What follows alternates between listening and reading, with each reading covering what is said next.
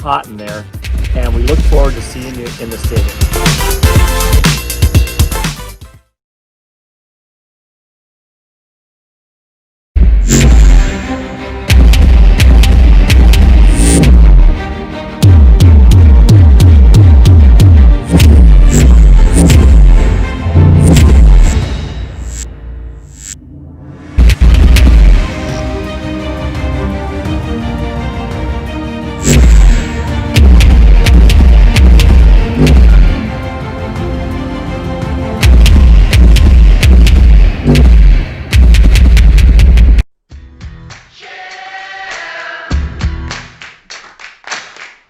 Good morning, athletes, and welcome to the SFuels Stadium Sunrise Session.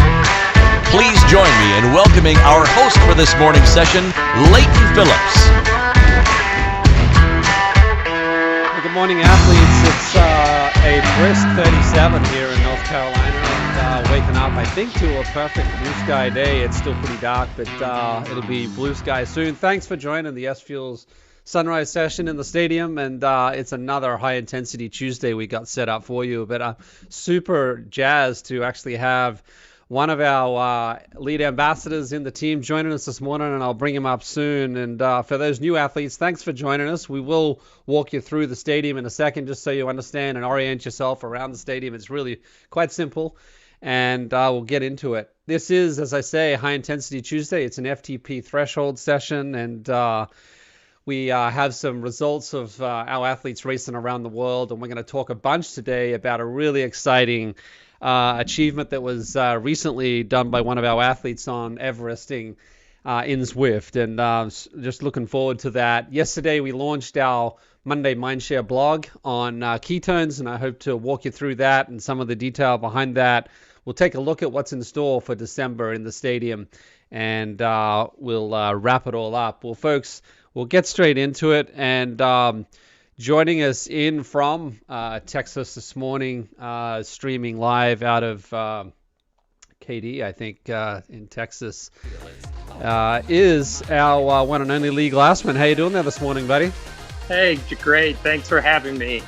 No, it's great to have you on. I'm super excited about this session. For those who are new to the stadium, Lee's been kind of joining the stadium sessions for several months, and we've seen him here cruising up as he is again this morning, the Alta Zwift, and he's been doing that for several months, and we're going to go through his training, his nutrition, his race day, if you will, Everest summit, and the nutrition he took for that attempt. It's just been a real blast, and great to have you on, bud. Well, folks, if you are new to the stadium, it's really quite simple. You'll see here we have two type of interval timers. If you're doing a bike session like now, it's a bike timer that we surface, and then when we do run sessions, it's like a stopwatch. And then we have a couple of screens. You'll see the one that Lee's on here now, which is our where we surface our athletes, and then we have another screen to surface Zwift. So fairly simple. And as I said, this is what it looks like this morning. Threshold Plus session. It's made up of 8 different reps. Or I should say 8 separate reps. This is 4 minutes on at 105% FTP. So it's pretty high intense. And we keep the cadence there somewhere between 80 and 100 reps per minute. And then we get into 2-minute recoveries between each of the 4-minute sessions. So Lee, I know you've done this before. What's your view on this session? Well, they're always tough, but I guess my saying is, when I'm in the stadium, that's where progress happens, because it provides you with the right kind of intensity to be successful at some of these really, difficult challenges. Yeah, well, this one's certainly an intense one. It comes from the stable of Dan Plew, so nothing ever is that easy that comes from if it's from him, it's probably not easy, right? Folks, 105% of your FTP, this is what it looks like. So, for example, if you're 240 on your FTP, you'd be shooting today in the intervals that are around 252. If you're 300 watts, you'd probably be shooting for somewhere around 315. So that just gives you a sense up and down here, the left-hand side relative to what your more recent FTP is. So I think we're almost ready to go, Lee. How are you doing there? You're warm on the treadmill? I mean, on the bike? Yeah, hey, as ready as I'll ever be. Yeah, exactly. All right, folks. Well, we're going to jump across here. There will be a interval timer that gives us a 60-second countdown, and I'll turn that on right here now, and then we will bring it across. And once we jump down to 0, of course, it will be when we get moving in the session, and we'll kick it all off there. I'll just straighten something up here for us.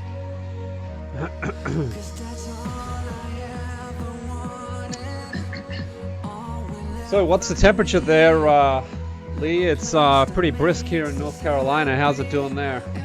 Yeah, last night it all of a sudden got really cold, and it's kind of stayed that way. I'm originally from Minnesota, so they'd probably be laughing if I said 48 or 50 degrees is cold. But it's cold to us. Yeah, for sure. Okay, folks, so we're in that last here 10 seconds before we get moving here, and I'll bring the music up as we launch into this first interval. Here we go now. I'll bring it up. First rep of it, 4 minutes, 105% FTP.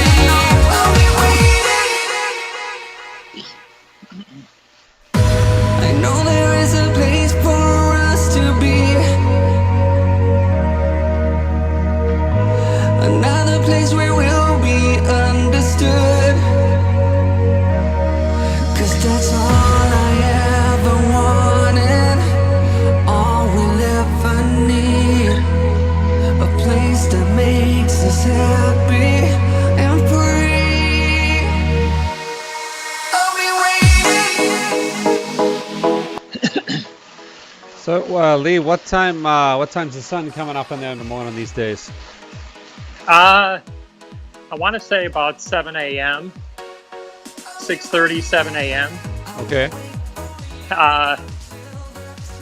Usually I'm out the door to work at about that time, so oh, right. It should be, yeah, about, it should be about that time. Got it. Well, hey, folks, we're 2 minutes into this first of 8 reps, and just a bunch of racing been happening with the SFuels team around the world. We had a few folks in Cozumel, Ironman recently, and we've had the Javelina 100 Ultra run recently, 100 miles there, where we've had some good podium finishes and some ultra runs around in Kansas and Colorado, and I think we had the number 1 6-hour time, or 6-hour distance, I should say, covered by a woman this year, one of our SFuels athletes, Michelle Hearn. And then, of course, this weekend is the big one, is everyone's going to be eyes on with Daytona.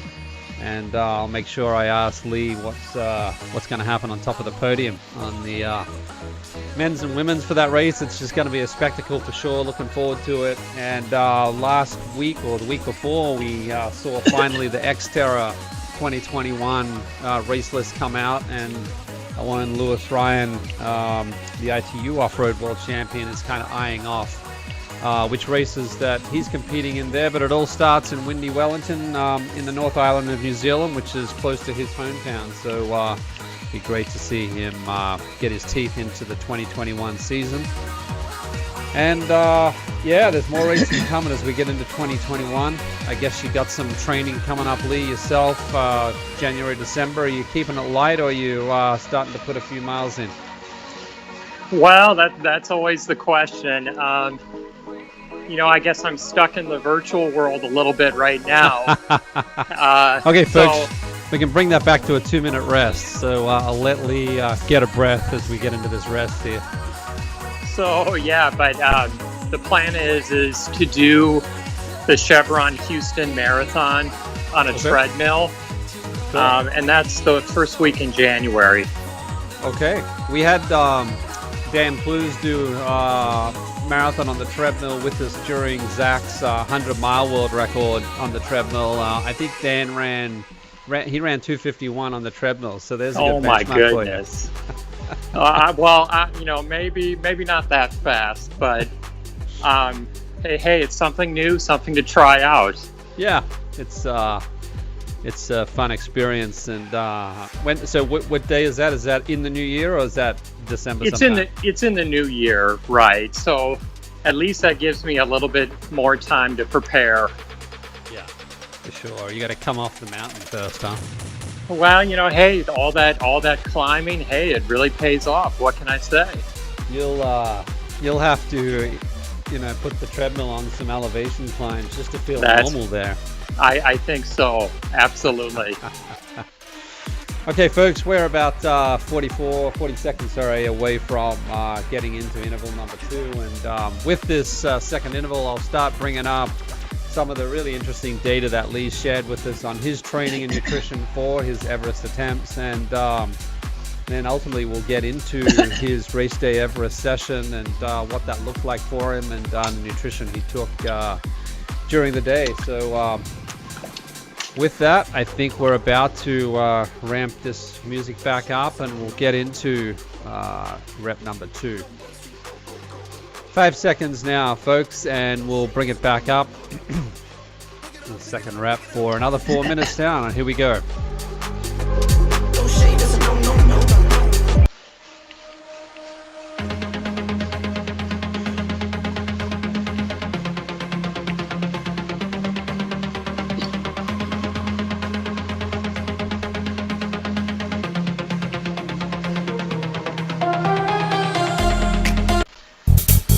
Start your endurance training and racing free of carbs and sugars, and switch on simultaneous fat and carb burning. Check out the science at SFuels. QR code below. So in the stadium, folks, you'll hear us talk a little bit about this as we head into these sessions, and that is about keeping carb free in that first 30 to 60 minutes. It's really important if you are to open up both the GLUT4 channels to support fat and carbohydrate oxidation. And you can check all the science out with that QR code, and that'll be in the show later if you want to play this back and check it out. It's all there, and you can jump across to the SFuels site to learn more about that. But that's what our athletes are all about, and that is running at these low carbohydrate levels during training, and then we increase a little as we go into racing. And talking training and racing, I'm going to bring up here the first of a few charts we'll be sharing this morning, and I'll try to talk to some of it, and we're going to ask Lee a bunch of questions, but we're going to try to be respectful of him churning out some serious flows there on Zwift. I'm trying. Anyone that can summit Everest, buddy, I think can answer a few questions while they ride in the garage. Huh? Hey, I'll be doing my best here. Well, folks, what you're looking at here is Lee has shared with us his 5 months of training as he prepared for his summit of Everest in Zwift. And by 5 months, I was looking at the data earlier in the week. It's these are weeks you're looking at here.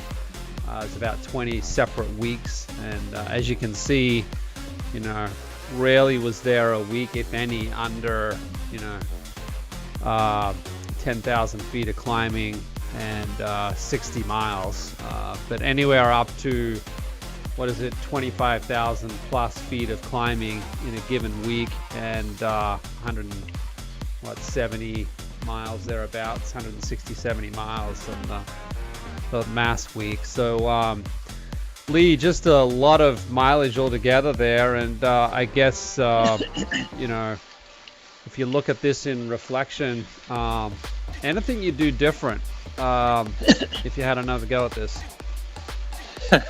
That is the $10,000 question, Leighton. What would I do differently? Actually, when I reflect on it, I don't think I would do anything differently. What I really try to do is kind of embrace the idea of cumulative fatigue. So sometimes people want to do all their training, just on the weekend, but the real benefit comes from doing the climbing throughout the week.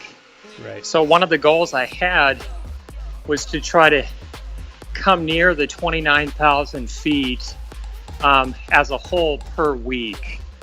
And so that way, when I got to the weekend, my legs actually felt like the tail end of the attempt. Gotcha. We're just into a rest there, folks. You can back off there, and we'll keep Lee going here as we have a rest between these two intervals. What? Just by the way, it's just a question that's come off YouTube chat here for you, Lee, and that is, sure. What Zwift level were you, and what Zwift level are you now after all this? That's a great question, and you have to really have the right Zwift equipment to do well. Right. So when I first started, I was probably at level 8 or 9. Okay. And currently I'm at level 33. So you really do need, when you go to the garage in Zwift, it's critical to get the right climbing equipment.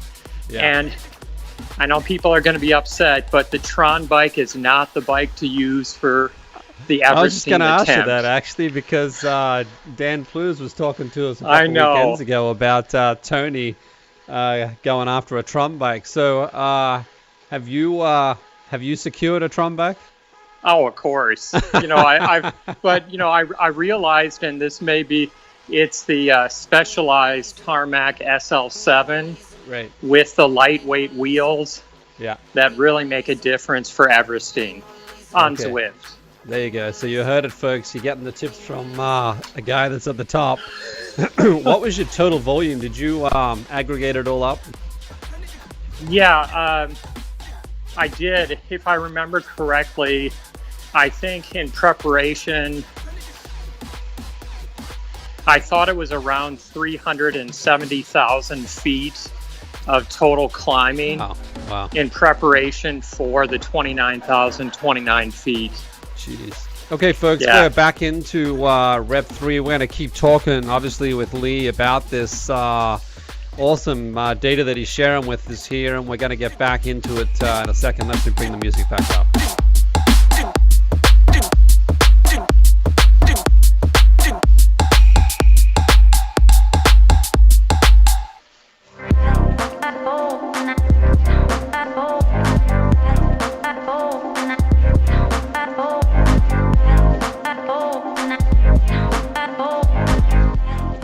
So you think you're having a bad day, folks, just think of 300,000 feet of elevation climbing, and then think back about your day. I think you'll be happy with the day you're having. There's something about climbing that keeps you focused. I always noticed that you were, all of your Zwift, Alp to Zwift sessions, you were running through the snow, but you were it's like you were kind of dressed for Florida. It must be warm in Zwift. It sure is. And actually, that's a good point. You can really heat up fast Yeah. With a smart trainer. The wattage, yeah. The wattage. Yeah, I know when we went after setting up with Zach the 100-mile world record on the treadmill, we had to spend a bunch of time. And in fact, Dean Canassis kind of consulted with us on what he did for a bunch of his indoor world record attempts. And we ended up putting a commercial air conditioner in for Zach to just keep the airflow as much as keeping it cool. So, but even still, at the beginning of his 100 miles, he certainly struggled a little bit with getting that kind of tuned in between too little fluids and electrolytes. So took a bit of getting used to. It really is. It is something you definitely need to test out way in advance. Yeah. Until you find the right mix. Average time you spent in the saddle, like obviously what we're looking at on this chart here is weekly volume. What about five sessions per week, 3 sessions per week? What was normal? Well, I would say on average, it was about five sessions per week, which amounted to about over 10 hours of cycling on the trainer. Okay. Yeah. And you were time of day. I think I heard you say earlier that your day starts pretty early in the morning with work and things. So I assume you're doing this after work in the evenings, yeah? Right. So I pretty much had it set in my mind, no matter what, from 5 to 8 p.m., just devote your time to really training and preparing. Gotcha. Yeah. Well, cool. That's fascinating data, and we're going to take a look at the nutrition that sits behind this in a second. I think we're all interested just to see how you went about that, and maybe Lee, you can talk a little bit about, before we jump into that, how long have you actually been on low carb, high fat, lifestyle? I would say it's been probably about a year and a half. Right. And it really just started with a Facebook posting for Endure IQ in the course. Yeah. And so I checked it out and I kind of went from there. Yeah. Yeah. No, it's pretty common. Folks come in through Dan's company or SFuels, and they interact with each other company. We can bring that back to a rest, folks. Full 2 minutes rest as we come out of that past rep. Well, hey, let's take a look here at some of these nutrition data that you've shared with us. I'll bring that up here if I can. Let me see here. So Lee's kind of summarized at a daily level what his macros look like. So you can see here around 63% of his intake on a daily basis is fat, and 14% carbohydrate and 23% protein, which certainly is in that classic sweet spot of low carb, high fat modeling. So Lee, why don't you just talk us through? It looks like about for 45-minute workout, I don't know if it's every 45 minutes you had an SFuels train.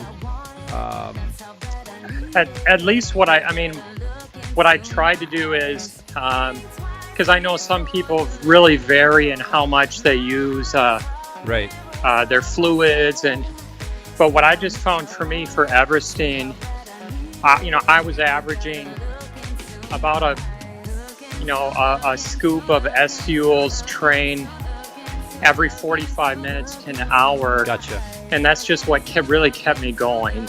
Yeah. And then I had a chance, of course, to consult with you a little bit about fine-tuning my nutrition for the attempt, which really made a difference.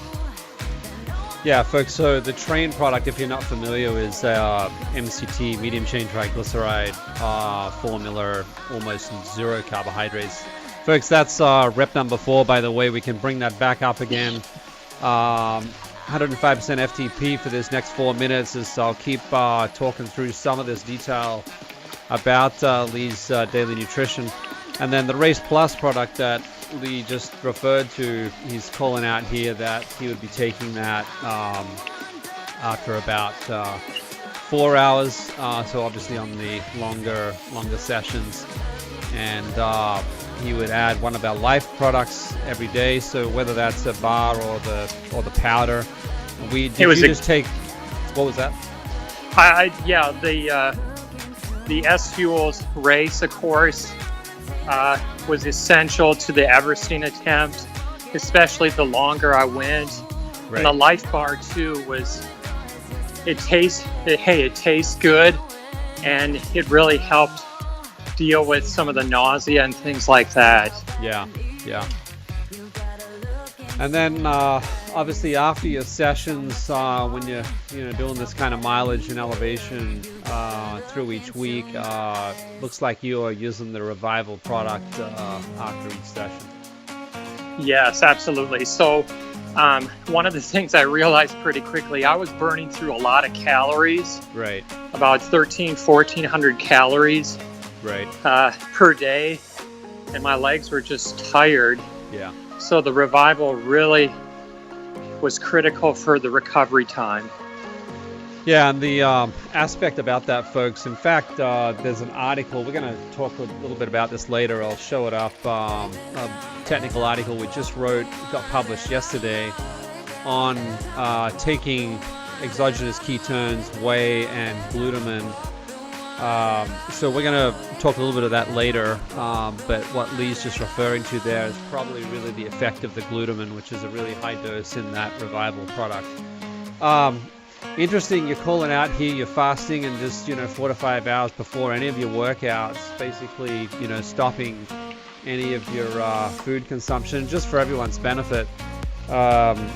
Insulin takes about 4 or 5 hours to actually be cleared from the bloodstream. So if you were to take something that spiked your insulin, it'd take 4 or 5 hours for that to kind of wash through the system, if you will. And the reason why that's important is that if you were to take something high in carbohydrate and in fact also very high in dairy milk, you could find that insulin does get spiked up. And the thing with that is that it's going to blunt your fat oxidation. So for any of that time coming into a race or a high intensity workout, certainly staying clear of those carbohydrates is going to help a ton to keep your fat burning and your carbohydrate burning primed for that session. So that was really interesting to see that, Lee.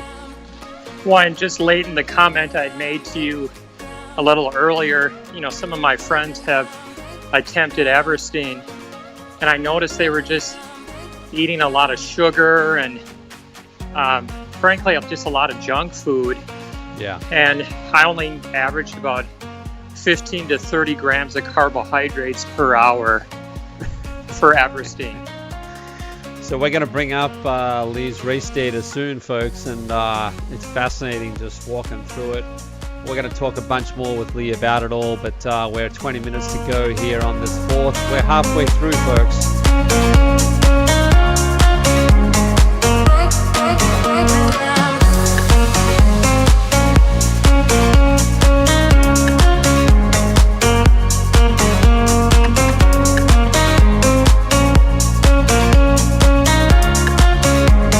Okay, you can bring that back to a rest as we come out of that 4th interval. And we got 4 to go, 4 down. We're getting there. Welcome to High Intensity Tuesday.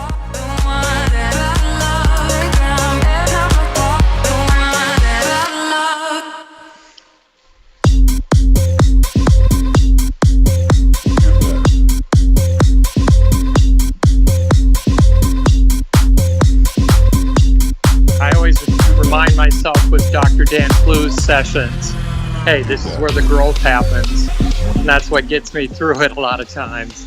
Yeah, Dan talks a lot about great gains. It's how he characterizes a lot of these sessions. So, folks, if you haven't checked it out, Dan's recently launched through his Endure IQ company, the Endure IQ Squads, and you can join that as a subscription, and that happens inside of Zwift and also here inside of the stadium. And Dan also joins us every month or so and actually talks us through some of those sessions also, as much as you can do them in your own time. We're about 40 seconds or so away from kicking into the fifth interval, folks. So till then, I'll bring the music up and then we'll get back to taking a look at some of Lee's data.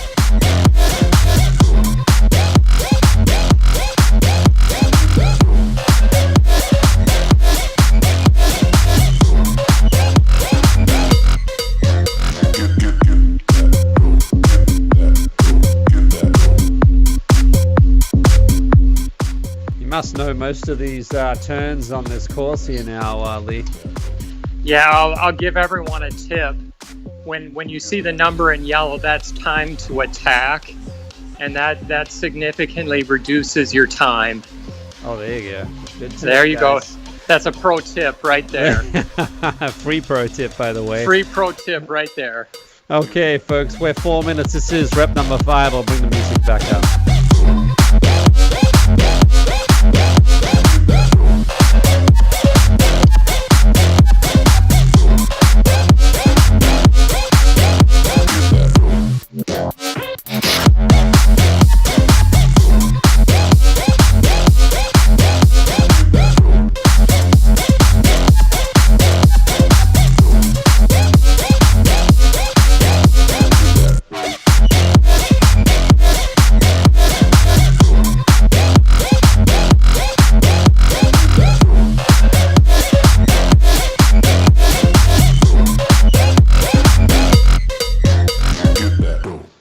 So this is what an Everest attempt looks like. So again, I think Lee in total, right, 29,000 feet of climbing on the actual summit day, right? Correct. And 130 miles, is that right? Right, I think it was a total of 133, 134 miles, but Gotcha. What's an extra mile or two? Between friends. Between friends. On the left-hand side here, folks, you're looking at the wattage split for Lee for his Everest attempt, and you can see how much time he spent. Obviously, most of it in that 150 to 174. So just a all-day grind. How many hours was this? So it's about 13 plus hours? Yeah, it was I think it was like 13 hours and 50 minutes. Right. So not bad. The current world record is slightly under 7 hours. Wow. I know. That's awesome. Well, folks, what you're looking at, as I say, most of that time sitting in 150, 174, and then dropping down to 125, 149, and then a bit of time up in the higher wattage. And on the right-hand side is kind of looking at the day that was and splitting that out by hours and just what the nutrition was on the right-hand side. And then Lee's done the math down the bottom here in terms of what his, if you will, race day nutrition looked like. So 53% fat, 20 protein, 27% carbohydrate. So you can see here, as we talk a lot about in SFuels, that when we get into race day, it's not about zero carbohydrate at all. We actually do ramp up the carbohydrate as intensity and or duration increase, and that comes out of the Race Plus product in pink there. So yeah, it looks like here, Lee, you're basically stuck to a pretty consistent consumption of train each hour through the day as a baseline. Yeah, absolutely. And then periodically I included kind of just maybe that carbohydrate boost, just to have that little extra energy. Sure. So kind of like the idea of train low but race high. Exactly. And folks, don't be confused. At that point, so for Lee's case here, it was 4 hours before he actually began to bring that Race Plus in. But anywhere after about 30 to 60 minutes, the channels that can support insulin-independent flow of carbohydrate into the muscle cell, they're turned on after about 30 to 60 minutes. So from that point forward, you can be taking in carbohydrate and fat and oxidizing both simultaneously. And the life, was that just in the form of a bar, Lee, or that's what it was? Yeah, absolutely. I love the SFuel or the SFuels Life Bar. It tastes good, but it just works. Yeah, it just breaks up eating and drinking a bit too. Folks, we're back into a rest period here, so you can bring that back as we come out of that rep. Just keep looking at your mix here, Lee. So no other solid food on the day, huh? No. And I think that's the real advantage the LCHF athlete has, is we're just not going to probably have those GI issues. Yeah. My friends commented they were just really surprised at how little really I needed to do the attempt. Yeah. So the science is pretty accurate. Yeah, and you'll see down the bottom there, folks, 15 to 30 grams of carbohydrates per hour. So I was just watching a race earlier. Weekend it was. 24-hour attempt on the track running event, and it was those 4 or 5 athletes going after the world record. Unfortunately, it had some really bad weather. It was in Norway. But as a lead-in to that event, some of those athletes were talking about their fueling plan, and they were talking 100 grams per hour.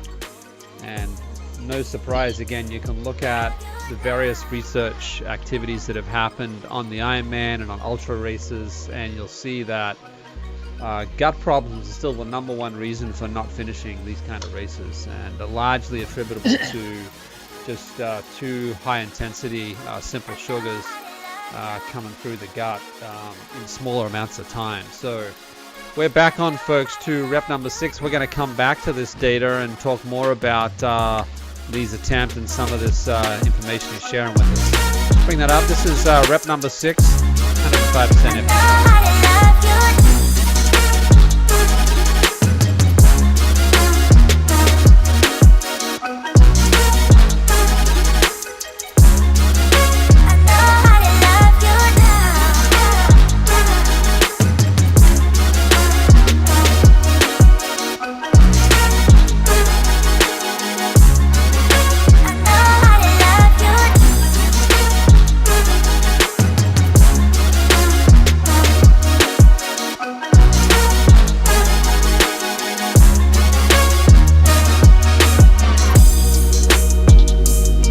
Folks, you heard us talk a little bit about Lee referring to what he does in terms of his recovery, and this is a Monday Mindshare blog that we published out yesterday. We do this pretty much every 2 weeks now, and it really just goes into the science behind ketones and whey powder and aminos, and there is, different marketing out there, of course, and you really got to look at the science to what stands up, and certainly where there's still a jury that's standing, and the jury's not set and made a decision yet on directly the relationship between ketones and performance, meaning absorbing, taking in ketones. But what is far more consistent as you read through, starting in the 1970s and the 80s, and then more recently, the use of ketones for accelerated recovery, and particularly protein sparing in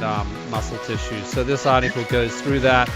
Zach talks a little bit about his build-up for his for his 24-hour attempt, which is in 2 weeks' time. And just to give you some context there, he's doing 200 miles of running a week, and he helped work with us on this product to really accelerate that recovery, and he talks a little bit about his experience in this article. And then we go into glutamine and whey powder and just the relevance of that to rapid recovery. So again, you can check that out on the website, and we'll make sure that you can check that out in the show notes too. So what are we at? We got about a minute and 15 to go, and that'll be rep number 6 down. And how was the legs and everything a few days after all this, Lee? I imagine you're pretty drained. It's interesting is I think because I put the 5 months worth of training, and I think that's from my Ironman experience. One thing I think Ironman athletes understand is we respect the distance and the pain involved. So actually, I would say it took me about 3 days to fully recover. That's and awesome. then I just gradually built back into it. That's awesome. Yeah, specificity in training is just so critical to have a good outcome, obviously, on race day and recover rapidly for sure. Folks, Absolutely. we're 20 seconds away from the end of this sixth rep, so I'll bring the music up and let's finish.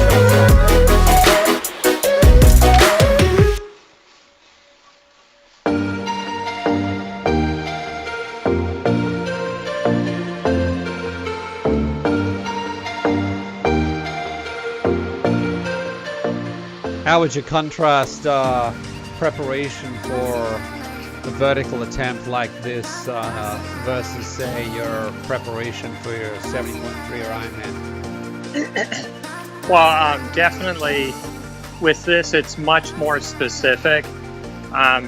So it was certainly a lot of, zone 2 work, but then more so through the stadium, I really got in a lot of threshold and strength work as well. Right. So all those components were critical for doing something for such a sustained, period of time. Yeah. When was your last Ironman of 70.3, Lee? The last one was in 2017. It was Ironman Arizona. Okay. And that was actually shorter than the Everesting. So, Interesting. You realize there's a point of no return where you're 7 hours in and you just have to keep going for Everesting. Churning it out. Keep churning it out. That's right. Well, it's just fascinating just looking at what can be done on just very little carbs and just a very efficient, well-trained fat oxidation metabolism. And thanks for sharing this data with us. It's just really interesting to work through it, look through it all. I think that's the big thing is there just aren't a lot of Everesting plans out there. And I didn't see any so much for low-carb athletes. Right. So this was kind of the end result of it. Sure. No, it's great. I think everyone appreciated it. And folks, we're coming up now into interval number 7, and we'll bring that up now as we move back to the Ultra Zwift. And sure enough, Lee's in the middle of it here again, and I'll bring the music back up.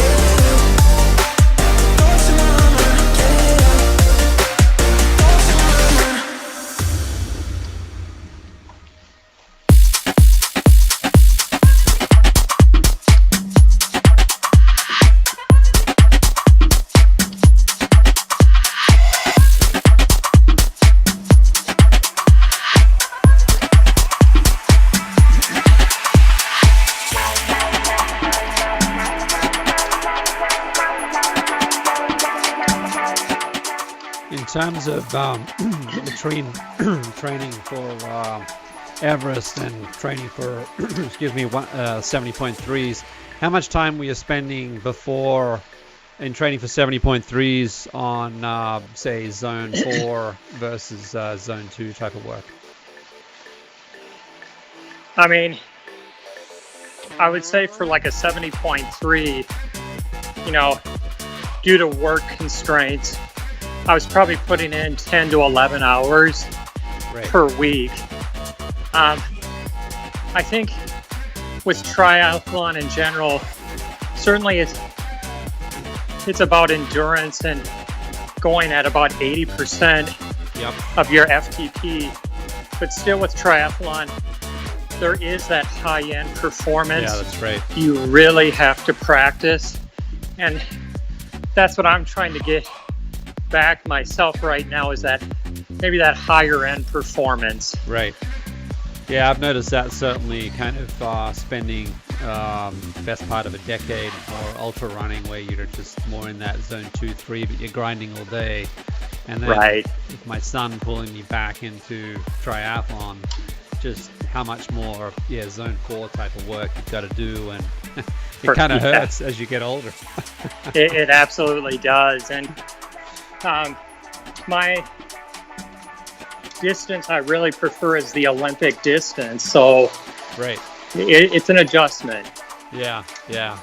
Well, I know I was asking a similar question of Zach Bitter the other day, and he said the reason I got into ultra running because I wanted to get off the track running because it was all anaerobic. It can be painful. I remember many times being physically ill on the track because of the anaerobic sessions, but hey, if that's your specialty, hey, more power to you. But for sure, but maybe not long term. Yeah, no, it's hard yards. Well, folks, we're about 30 seconds to finish off this 7th rep.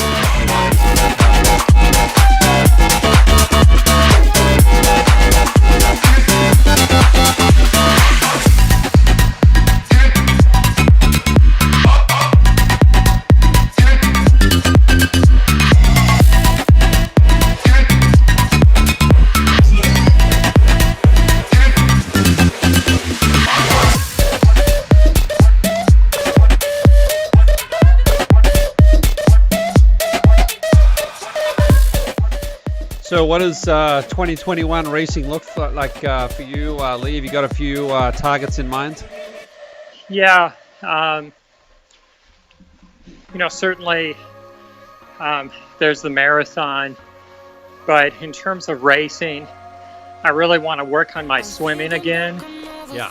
And get that back up, but probably I'll start out with some local races like in June, July, a sprint.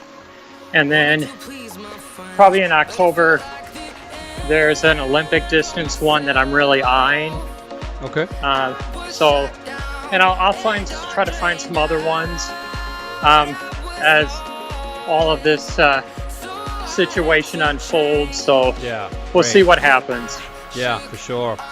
Well, folks, this is the Stadium for All. We have all of our athletes, not just our pro athletes, come in and share their experience both in training and racing, and it's just been awesome today to listen to Lee's experience on his 5 months of prep and going into his Everest attempt. And Lee, on behalf of the whole SFuels team, congratulations on making it real and bringing the experience to all of us. It's just been fascinating listening to it. Thanks for walking us through that. Hey, thank you for the support. I say it again, it's with the Stadium where the growth happens, and it was that month in September that really was key to the Everesting attempt, and I was in the Stadium, so it was a game changer. You can go back, folks. All of those prior sessions are up on YouTube. You can on demand replay them if you want to go back and do some of those sessions that Lee's referring to, and every Tuesday we'll be back here in the Stadium. But we're 3 seconds away, folks, from bringing it back up into this 8th and final rep now. So I had to change. Yeah, I shook off all the bad vibes, cut me loose from the pettiness they turned on me. But now I am perfectly free to be me. This is who I am. This is who I am now. No matter what they saying, this is who I am. This is who I am now.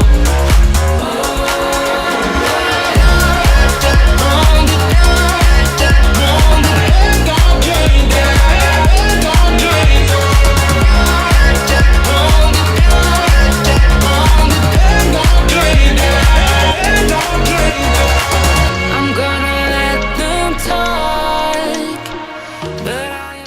So this weekend, folks, all the eyes will be on Florida as we see the Daytona Challenge race come on, and any Any bets for the top of the podium, Lee? Where you putting your money?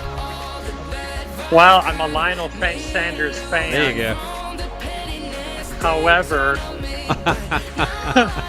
I think the bike is where it's going to, because of the no passing zone is, 20 feet? Yeah. I think that's going to impact the ITU athletes some. But then with the run, you have Vincent Louise and Alistair Brownlee who can just put it down. Right. But my heart is with Lionel Sanders and maybe Laura Phillip. Yeah, it would be good to see Lionel. Actually, he'd hold his podium. He won last year, of course. And, he sure did. But he's had some rough Kona experiences. It'd just be good to see one come home for him at the effort that he puts in. But I'm sure all of them are gunning for it. It's really kind of the race of the year, aside from the money that's at stake. And I agree, it's not just the men. The women's field is strong and deep, and we've got a few of our own Aussies there. So looking forward to seeing Laura Crowley stamp her authority on the field, but we'll see what happens. Anything can happen, as we know, in these races. And folks, also the weekend after, we have the 24-hour Desert Solstice race. Zach's going for that first attempt where he's really had a focused build on a 24-hour race, and he's gonna see what he can do. The current world record is still set, 1998, 303 kilometers, and that was done by the great Greek Yanis Kouros, and no one's yet broke that record now. What's that, 22 years later? So folks, we're 50 seconds away from finishing this 8th and final rep. I'll bring the music up to finish it off. Love and devotion. If that's what you want, you're gonna get it. I'll try to be your man, and I'll make you understand what I am feeling. What I'm feeling about your feelings. I wanna make you mine for one last time.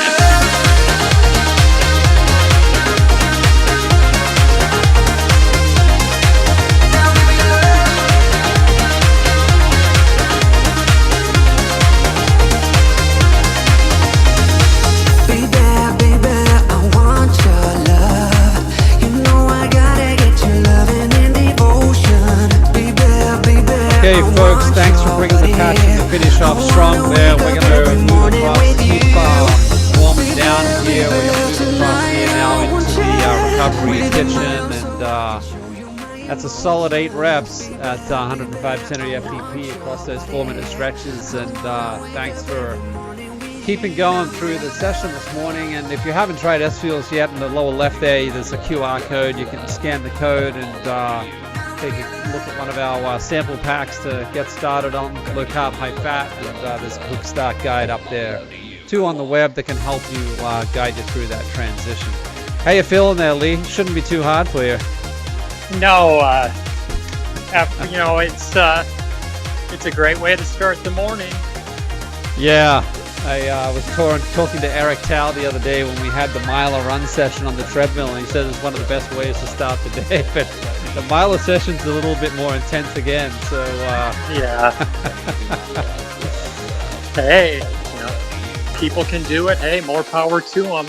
Yeah, that's right. Well, hey, Lee, it's been a blast just talking with you this morning and just getting your insights into what the experience was like and your successful attempt to summit Everest. And again, congratulations from the whole team on getting that done. And folks, if you're out on Zwift now or just watching through YouTube Live, you can take a snapshot, go to Instagram or Facebook and type in SFuels and search for any of the stickers there, and the stadium stickers. You can whack them on your photo or image and then push it out to social and let people know that you've been in the stadium. Well, it's been a blast again, folks. Keep well, and Lee, keep training and stay healthy, buddy. No, it's been great. Have a great Tuesday, folks. We'll catch up soon. Be well, be safe, and go longer. Thanks again. With tips from Ironman World Champion Dave Scott and Dr. Dan Plews, the SFuels and Endure IQ Spring 2020 Quick Start Guide is out now. It's packed with info, charts, and tools to rapidly transition your endurance training and racing to your best results yet. Download yours today and raise your performance with SFuels.